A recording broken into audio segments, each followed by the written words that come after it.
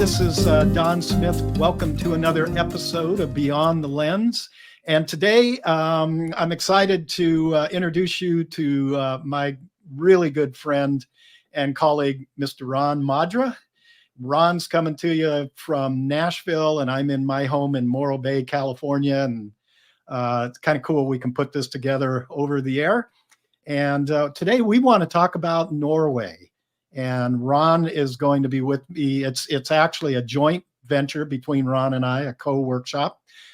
Ron, welcome to the show. Thanks, Don. It's always great to be with you. Great to see you. It's been too long since we've gotten together and done any shooting or done any work together. So it's good to see you. Yeah, it's good to see you. You tell the audience where you've been. You've been doing some traveling and workshops, and I did. I just actually have about 3 weeks ago. I just finished a workshop that I did in Ireland, the Wild Atlantic Way. I mean, it was absolutely spectacular. I mean, some fantastic landscape, great Irish food. As part Irish myself, I was really dove into the Guinness meat pies and the shepherd's pies, and so yeah, it was a great food and landscape experience. So it was a really great workshop. So yeah, did that, and then as soon as I got back, I just finished the other day fall in the Smoky Mountains, which I for the third year in a row I absolutely hit the ultimate in peak color and the great colors. And also there was some fantastic opportunities to shoot some wildlife, some great elk shots with the fall colors in the background. So it was pretty successful the last two. And so, yeah, it was great, but I'm looking really forward to getting out to Big Sur in a couple of weeks. So yeah, by the way, we just had an opening come open in Big Sur. And that's going to be November, this month, actually. November 28th, we start through December 1st. I moved it to this time of year because we get that beautiful shaft of light that comes through Keyhole Arch at this time of year. And it's the only time you can do it. You got a short window, and we're going to feature that. So, but we're really not here to talk about Big Sur, but Ron will be with us, and we'd love to have you join us. And I think Barry will be along on that one for a portion of it. And then you and I will be heading off to Monument Valley, which is one of my favorite locations. Oh, absolutely. it's a great Monument Valley is just absolutely spectacular. Yeah. Along with our Native American portraits that we introduced a couple of years ago into this workshop, which has been amazingly successful. The people that go with us are just absolutely blown away by by not only the landscape of Monument Valley, but just the Native Americans in Monument Valley. So looking forward to that one too. So, but I guess we should talk about Norway. Let's get to Norway, what we really wanted to talk about here. As of this recording, we have 4 spots still open. And that workshop, Norway workshop, is going to be February 23rd through March 1st. And I wanted to read a statement that came across. This is really why I got excited to do this podcast. And Ron had sent me this. I was busy last week, and he sent me a little notice. And I'm going to read you a gentleman by the name of Arnold Heitman, and he's the founder and of our Norwegian partner company that we contract through. And they handle all the logistics. We've gotten to know Arnold. We have a great couple of guides over there. One we've been working with the last 2 years, Christian Hoiberg. You guys will love Christian. He's got a lot of energy, great photographer. And they'll even add another guide because we'll go in 2 vans. So you're going to have plenty of instructors. And the other guide is also a photographer. They're all landscape photographers along with Ron and I.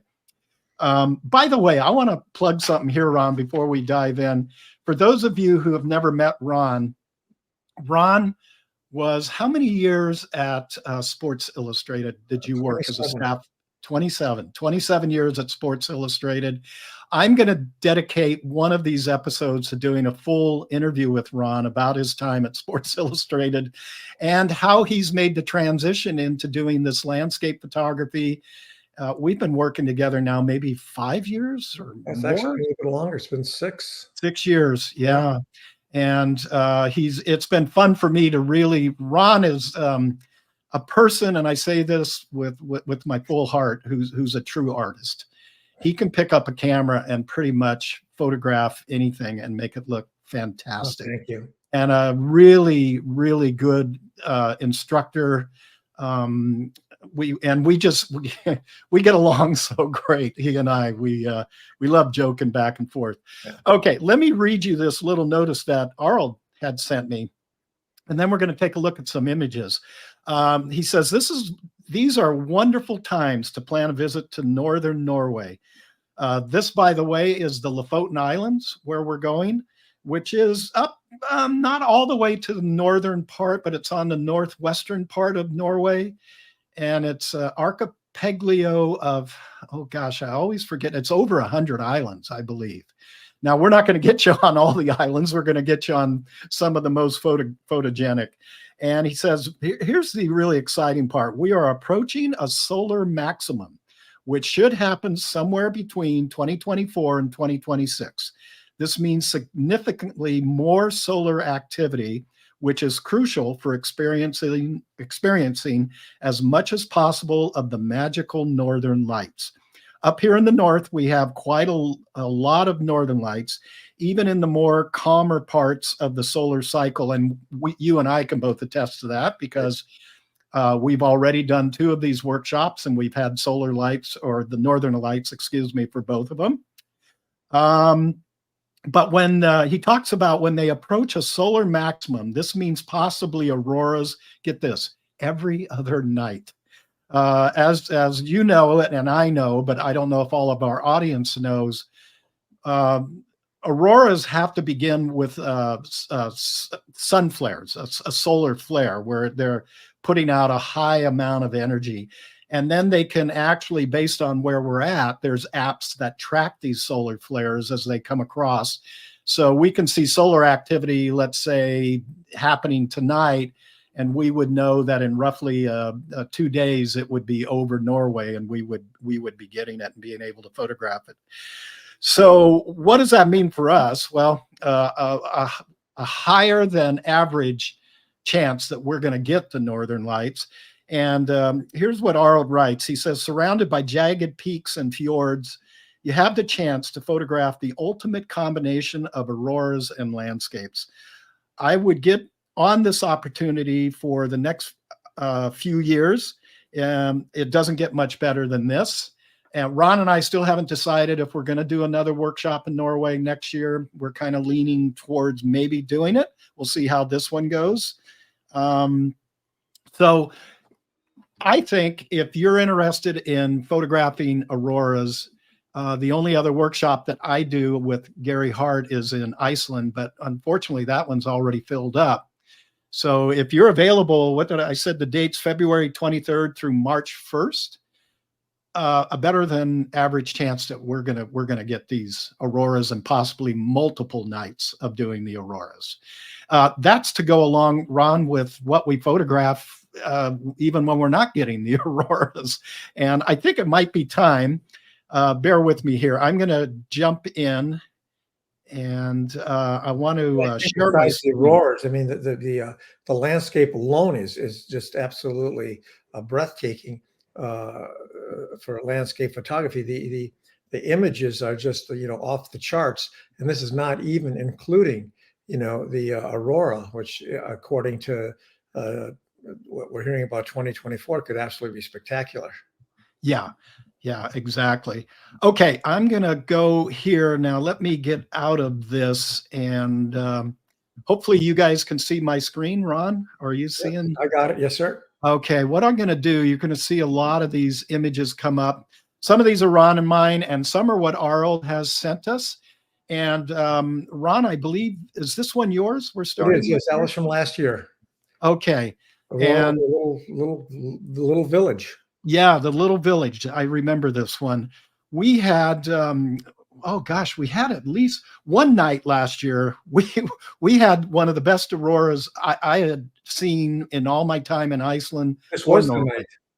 This was that night. It went literally 360 degrees around us. Would you concur on that? Yes, absolutely. Yeah, it was absolutely amazing.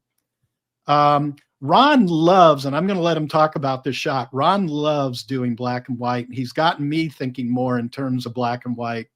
And Ron, go ahead, Well, the take thing is, over like, here. even away from the brilliance of the aurora, I look for at times. I look for a lot of images where I see a starkness to them, and so I have a tendency to look at some of these situations and some of these locations. And when we get there, I can already see that this is an image that I want to do in black and white. And this was another one where we had this little chapel. We had a really kind of not an outrageous snowstorm, but we had a very nice snowfall the night before, and this little area was covered in snow.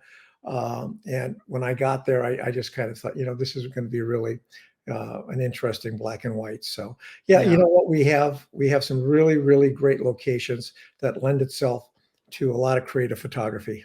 yeah, exactly. We really do. Um, Here's another one. This one's yours. I love this shot. Yeah, this is the little fishing hut that we stop to every year. And again, we had a really a great snowfall. And this was one where I desaturated and then left the little fishing hut in red against the rest of the black and white. So, and again, you know what? There's these locations are simple, they're minimal, but they still provide some really great images that Don and I can lead you to. Yeah, yeah. And Ron, you could even teach people how to do this little technique. Yeah, you know what? When we do image review or we do some processing, it's a very simple technique I can show you, and it's a lot of fun, and it adds just another little creative element to the images that you're creating. Exactly. Yeah. Okay, I was going to take this one out, but I'm going to leave it in. And the reason was this is actually, I was playing around with some skies, so you're going to see the sky really bad here. But this was a drone, and I thought I'd leave it in. This is a fishing village we go to, and we're actually standing on top of a hill on a soccer pitch. It sounds kind of crazy, but you can actually, if you're a drone aficionado, you can fly your drones over here in Norway pretty much uh, as of last year, and I believe this year. We haven't heard any differently. It's legal to fly your drone, and I may be bringing my drone over this year and redoing this shot. It's just absolutely gorgeous what you can do with a drone over in Norway. So hey, these are the cabins, Ron, where we stay. If people are wondering about the accommodations, we stay in these cool little fishing cabins. If you're a couple, you get a cabin to yourself. If you're an individual, you will share a cabin with somebody else, but you each get a private bedroom, private bath, and then a shared living area. And those cabins that are lit up on the left there, those were all our participants from last year. And you can literally, as you can see, we were coming back or going out. I can't remember. This was either. I think, Don, I think we had just gotten back from our evening shoot. When we got there, all of a sudden the aurora popped out. The aurora popped up, and that's right. We all ran out. We're standing on a little bridge that goes over to the other side there. Right behind the cabins. Yeah. So there you go. But I wanted to put this one in just to show you the accommodations. And so that's how we handle it. I believe over on the right-hand side, we had a couple of married people last year, and that's where the single cabins are. So if you are a couple, you would get your own cabin. Ron, this is yours. Yeah, this is called the Dragon's Eye. And it's another one of these fantastic locations that Don and I scouted out a number of years ago when we went on our first trip there. Another great location, very easy to find, very easy to photograph. And it's another one that we're going to take you to. And again, like we mentioned a couple of times, besides the aurora, the Lofoten Islands is just an absolutely landscape photographer's dream. It's just too many great locations. So It's a wonderful trip. So we hope some of you can join us. Yeah, it really is. Everywhere we go, it's amazing. So some of these are Arnold's pictures that he sent over, obviously with him living there. But this is just going to give you some ideas of different things we can do with the auroras. We have some wonderful spots that Christian and the other guide have picked out to photograph. A lot of them are little bays, or it really, when you're photographing the aurora, um, you kind of have to go with where it's at, and we have apps, and Christian has apps that we track it. We know the strength of these auroras. We pretty much know where to go to find them, and we get you there. So we can't say we're going to take you to this location and hope the aurora shows up. We go aurora chasing, and then we accept what is in the landscape. But Ron, you really can't go wrong anywhere in Norway, can you? No, not at all. Every turn, there's an image. So Yeah. I mean, this image I just absolutely love. yeah. That in the foreground is what's called hoarfrost. So this has to be a very, very cold night. And hey, by the way, Ron, let's talk about temperatures, because people ask me all the time, how cold is it in Norway? And we had a pretty cold year this year, but I don't think we ever got down maybe into the teens Fahrenheit. Would you If agree? we did, that was about as low as it went. Even Yeah. at late at night when we were out there, it was comfortable. It was very comfortable. Where people were running for shelter, getting in the cars or whatever, getting in the vans. It was. You got to remember, it's winter in Norway, but it was not outrageously cold. It was. No, it's very comfortable. And actually the days are very comfortable. I mean, you could probably walk around with just a sweatshirt or a light jacket in the daytime. Obviously if the wind starts blowing, then the wind chill, ramps up. So you just layer up and have a nice warm hat and some warm gloves, and really your hiking boots, you need to make sure they're waterproofed. So a lot of people will bring along those little hand warmers they'll stick in their gloves, or even feet warmers. You can go like to REI or any sporting store, really outdoor store, and purchase these. You can pick them up when we're over in Norway. But don't let temperature scare you off. People, even Iceland, when I go, and we usually go in either late January, early February. I think I'm over there in February this year. We had the coldest year ever that I've been going, and it's just not that bad. I live out here on the West Coast, so I'm used to the Sierra, and it's nothing colder than I've ever experienced in the Sierra Mountains. So, hey, this is one of my shots. This is one of our stops on the way to another location. And there's just, to kind of show you, there's just things to photograph everywhere. And this is a stop that we make, assuming that the mountains are out. We've had them each of the 2 years we've been there. And you're shooting up at these peaks with this beautiful ice formations up there, and this road that just sort of serves as a leading line. And we put our other guide out around the turn to make sure that no cars are coming. And it's kind of just a really, cool, different scenes you might see. Oops, I think I skipped over one.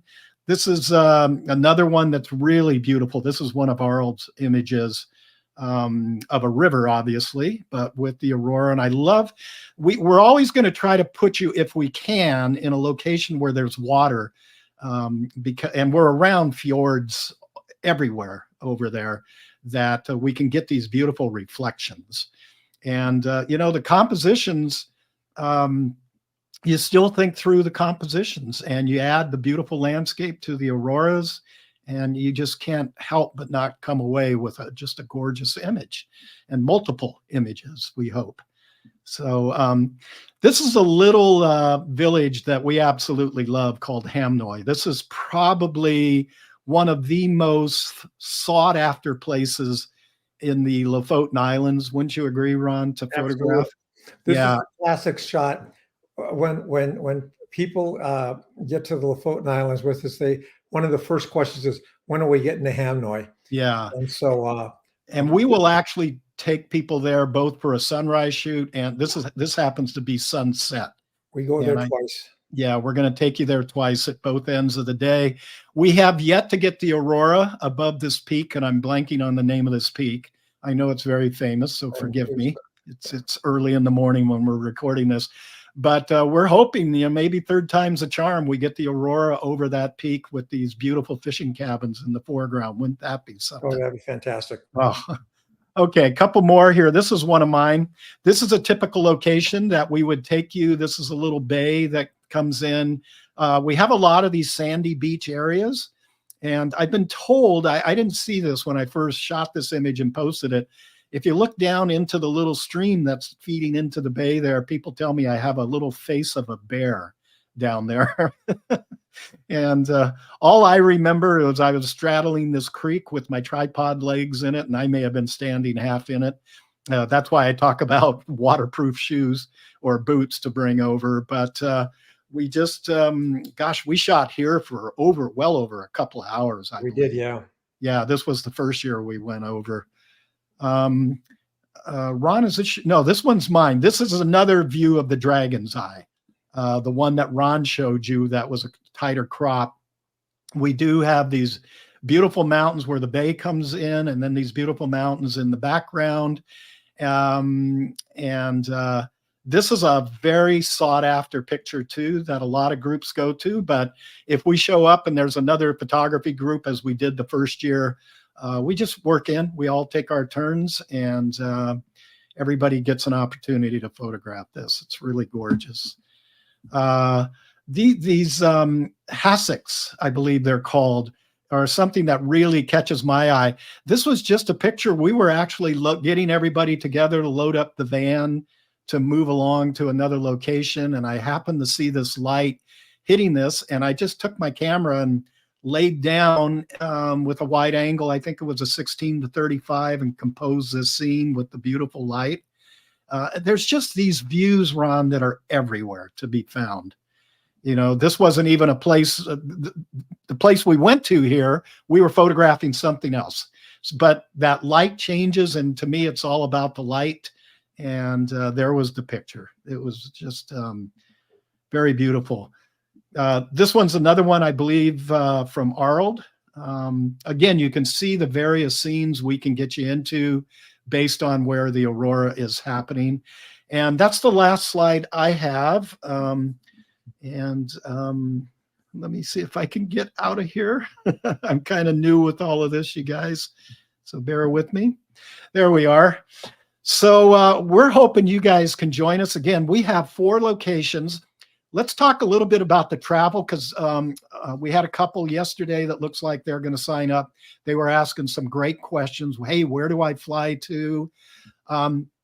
So the main thing we tell people is you got to get to Oslo. And then usually what Ron and I and Barry will do is we'll spend the night in Oslo. Right across street from the airport where you pick up baggage claim is a hotel called the Radisson Blue. And we spend the night there, and then the next day we fly into Ivanios, a little village that's, I don't know, Ron, I can't remember. It's about a 2-hour flight from a little Oslo. less than 2 hours. It's not an outrageous flight at all. And yeah, the hotel we stay at is right 2 minutes from the airport. So literally 2 minutes from the airport. That's where we rendezvous. But yeah, and you can come in. We leave about noon. So there are people that go to Norway, or excuse me, go to Oslo, spend the night, and they take a morning flight up. But we found out last year that's a little dicey, because if you get a storm and these flights get delayed, then it's going to delay the group on. Because from Ivanios, we have to get in these vans and go about a 3-hour drive up to where we are. Now that's if there's snow on the road, which there was last year. We have to, drive 25, 30 miles an hour is all we can do. The first year we went up, the roads were clear, and I think we blew up there in probably under 2 hours. Yeah. So we kind of, it's up to you, and you guys can talk to us if you're interested in doing this, whether to come in the morning of. Most of our clients who are signed up are coming in a day before, and you would stay at our hotel. That's not covered under the price, but you get the group rate. You are picked up at, it's called Harvik I'm trying to think of the name of the airport we go into. Harvick. Oh, yeah. It's a double name. We'll get you all that information as it comes available. And we do have Arnold, or one of his Christian, one of the guides will be there to pick you up. So you don't even have to worry about getting over to the hotel. They will pick you up, make sure you got your baggage, and then bring you on over to the hotel. And that's really the way we do it. You would have to pay for that first night. There is a great breakfast.